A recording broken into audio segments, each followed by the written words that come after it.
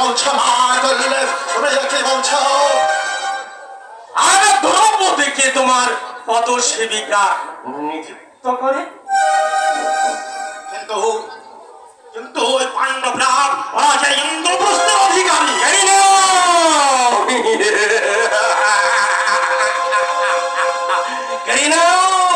কেড়ে নাও ওই ইন্দ্রপ্রস্থ। কৌশলের আশ্রয় গ্রহণ করে কৌশল তুমি দুঃশাসনকে ওই যুধিষ্ঠিরকে পাশা খেলায় নিমন্ত্রণ জানাও। পাশা খেলা? হ্যাঁ,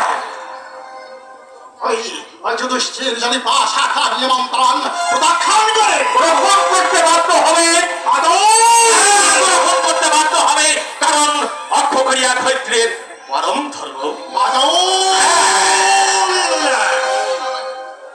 কোন কথা নয় বাবাজি, আজই পাশা খেলা নিমন্ত্রণ জানিয়ে দুঃশাসনকে তুমি হস্তিনায় পৌঁছে দাও।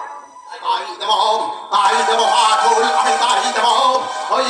ওই পঞ্চপাণ্ডবকে আর আমি আর বুঝে দেব যে শক্তির বিরোধী নয়, তারা আমার যে শ্রেষ্ঠ হলেই এই বুদ্ধির যুদ্ধে মহামানী দুর্যোধনের স্থান অনেক অনেক উপরে মাতুল। সেটা তো আর কম দাবি নয় দুর্যোধন। ঠিক ঠিক, তুমি ঠিকই বলেছ। উপদেশ দিতে এসেছো ভাইয়া? উপদেশ নাই, উপদেশ নাই, এই যে আমার প্রাণের কথা। কি তোমার প্রাণের কথা? আগুনের খেলা চেয়েও না খেলিতে, ওরে তুমি হবে আগুনের খেলা খেলতেছে গো, ওরে তুমি হবে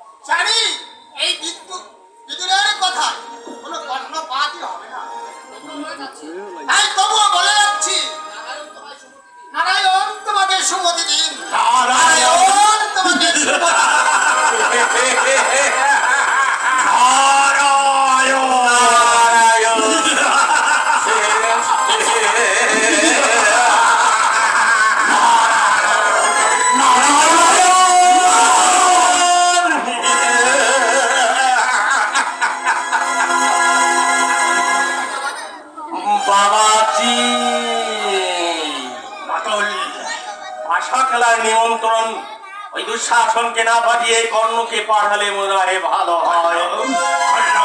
কর্ণকে পাঠালে মনে হয় ভালো হয়।